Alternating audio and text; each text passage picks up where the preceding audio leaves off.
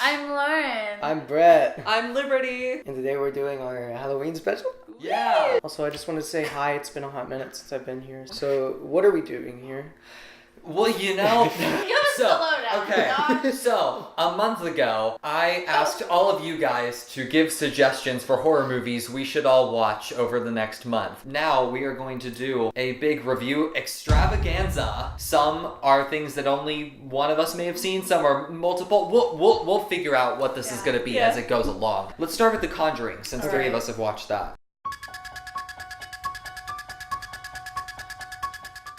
So, just a little background for me. I have a phobia for ghosts. One time, Molly Irwin and I... You were supposed to go see... We were supposed to go see Insidious: The Last Key. No, you were supposed to see Downsizing with the analysis. And then Molly and I were like, we're going to see The Greatest Showman. And then Molly's like, no, we're seeing Insidious: The Last Key. And I was like, I'm really scared of ghosts. We were watching the movie and I kept hugging on to her because I couldn't take it. And I was like, Molly, can we just go home? When I saw The Conjuring, I was scared going into it. But it didn't really scare me as much as I thought it would. I'm not scared of ghost movies, and I thought this was the scariest movie I've seen in my entire freaking life. I actually wanted it to be more scary.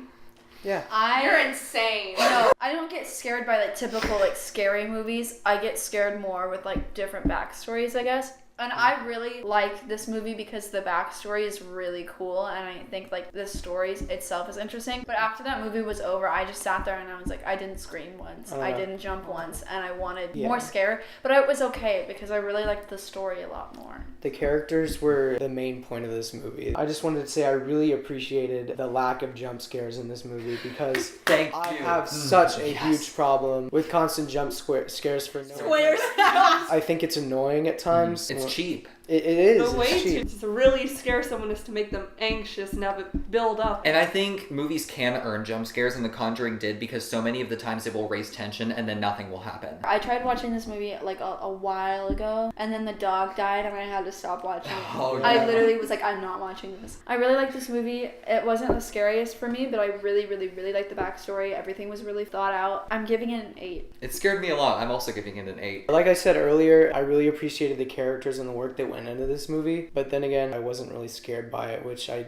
didn't expect. But I loved the film. I thought it was really well put together, so I'll give it a 9. Okay, so final verdict, 8.3. You guys can negotiate what's next. I have It Follows.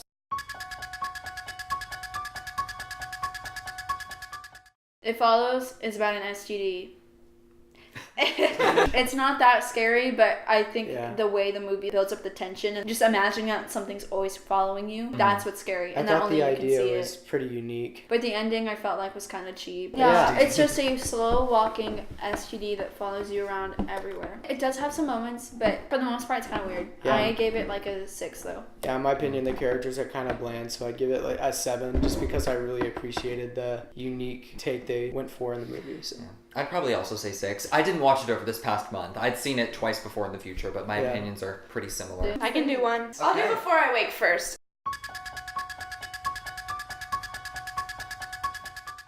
So Before I Wake is about a family that had recently lost their son due to a drowning in a bathtub. This family adopts another little boy, and they soon realize that whatever he dreams about comes to life. And then the family realizes that if this little boy can like dream up, if he sees something, then we'll just show him pictures and videos of our deceased son. And so he comes to life at night and then kind of goes away. But there's this monster, he calls it the canker monster, came out and killed a whole bunch of families that he was adopted with. It was a really good movie. I enjoy more of the psychological thrillers than actual like horror movies. It makes you think, and it like keeps making you think. I think I'm gonna give it an 8. Liberty, what are some movies you saw? Yeah, do Trick or Treat.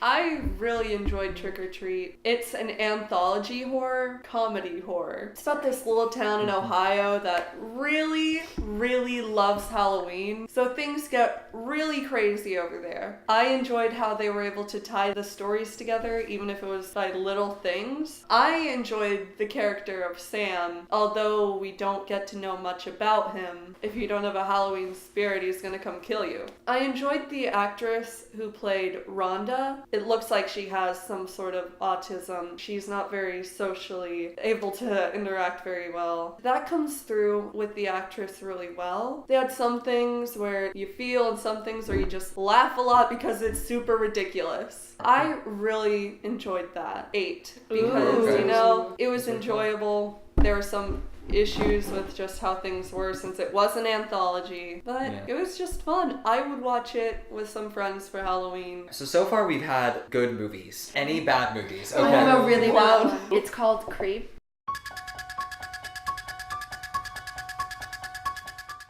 So it's this like guy. He needs someone to just follow him around and film him the whole day. And it's all kind of shot from the viewpoint of the camera, but it's not cheesy. So that wasn't the bad part. The guy filming, his name's Aaron. And the first thing that's really weird, he just goes, okay, follow me. I'm going to the bathtub. And then there's this big moment. They're sitting there. Aaron's very obviously trying to leave. Joseph steals his keys, but it's like, I don't know where they are. Like, why don't you just spend the night? You can find them in the morning. And he tells a story about something he did to his wife while wearing a wolf mask. And he finds out that his wife isn't his wife, but his sister. He gets sent these videos. Joseph breaks into his house, but Joseph had no idea. And he cuts off a strand of his hair. I'm being so long with this. So he goes to this park, puts the wolf mask on, chucks him in the head. He does this with a bunch of people. And he opens up this drawer and he puts his CD back in there along with the 1,000 of other people he's done this to. I feel like I've seen the whole movie. I know. I literally just explained the whole Thank you. movie. Last night I gave it a 4, but now I'm rethinking it and I'm gonna give it a 5. I have a bad movie that I think Josh has seen at least. Circle?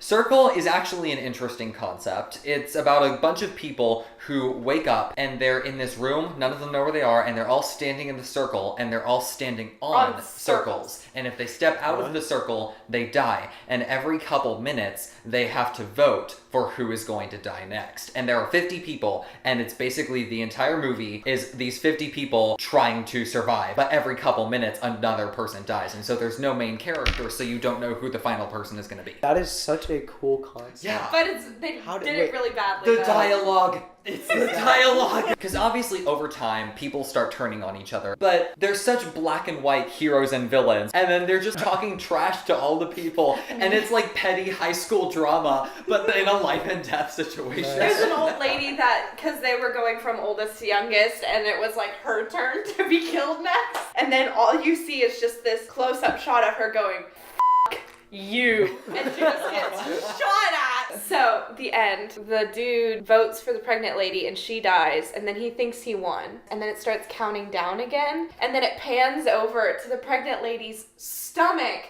which has the tie indicator, meaning that the fetus has tied with the other dude. I will give this movie a 4 just for the concept. I'd probably give it a 4 as well. Because it's so bad, but it's so entertaining. Another bad movie I saw was Clown. Yeah.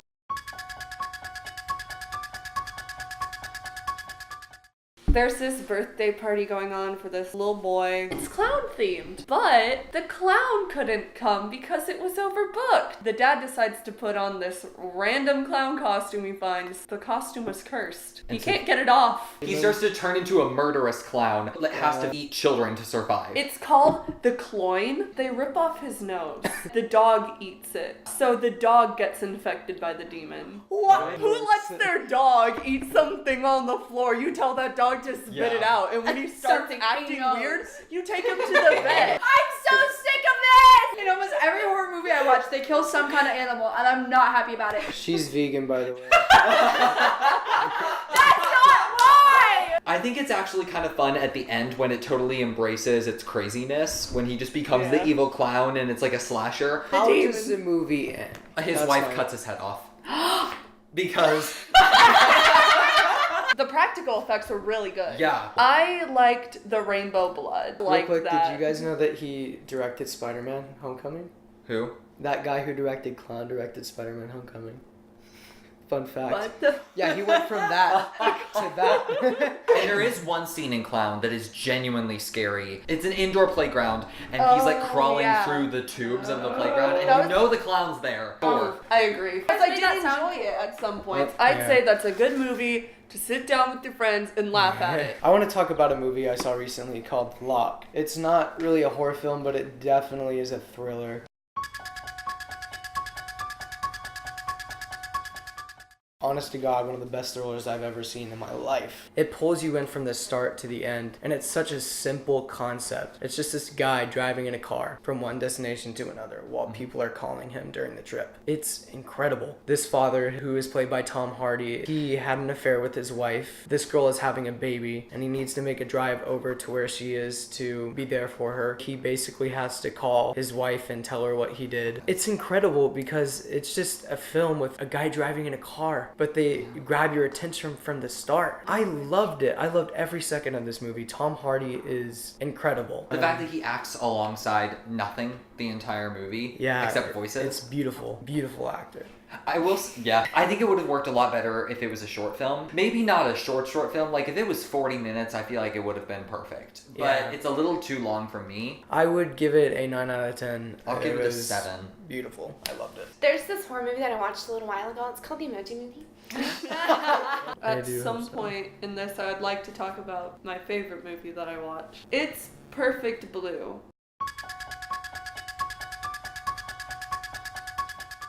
When you talk about psychological horror, the movie you hear about is Perfect Blue. And there's a reason why. It's about this Japanese pop idol who wants to give up on that life, leave her group, and go on to be an actress. Her fans don't like that too much. It just starts going downhill. This movie shows duality really well. There's the person and then the persona that they have. And as the movie progresses, that line gets blurred. Soon you don't know what's happening anymore. No one knows what's happening, and you just get so anxious. That's the magic of psychological horror. The animation was really good. I like how they didn't go for everyone's pretty, because that's what animation was doing in the 90s. You can connect to it more because of that. The plot twist was nice. I did not see it coming at all. The person behind it all was actually her agent. Looking back on it now, I do understand, because she was like, "Are you sure you want to do this? You shouldn't do this. You should go back to being an idol." Bro, my agent did that. One thing that I have to say is that the soundtrack wasn't too memorable, but the composition was really nice. I've been really torn on doing a 9 or a 10, because I know it's not perfect. Go for 9.5. Yeah, 9.5. There you go. Okay. Is that everything? I'll say one thing. Watch Emelie.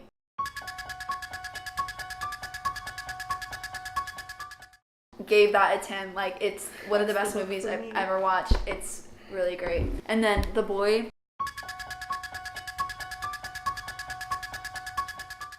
I never watched it because I thought it looked stupid, but I watched it and it was actually pretty good. So I'm gonna give it an 8.5.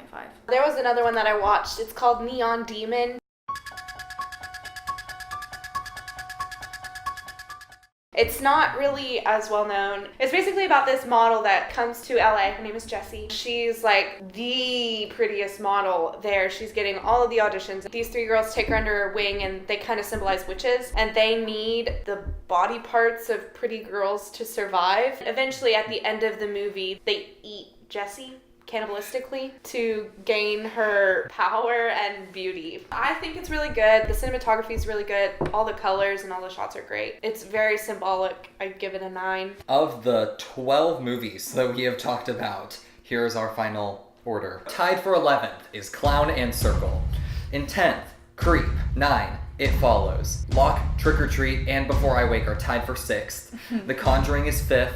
The Boy is 4th, Neon Demon is 3rd, Perfect Blue is 2nd, and number 1 is Emelie. So that's our favorite and least favorite Halloween movies. Now it's your turn. Go ahead and comment your favorite and least favorite horror movies down below. Let us know. Give us a score. You better do it. Yeah. We watched I wanna all know these about movies it. for you. Just You can give comment, us please. one comment. Yeah. Please. Like, only if you want to. Gotta be a major channel with 200 subscribers. Our Coco review No, has I done very well. I I never want to speak of that review. I love Really, Coco. if you guys like us, please subscribe to our channel. We'd really appreciate it. Yeah. Also, like this video. Watch our last video. Peace out. He did the monster mash. It was a graveyard smash. It caught on in a flash.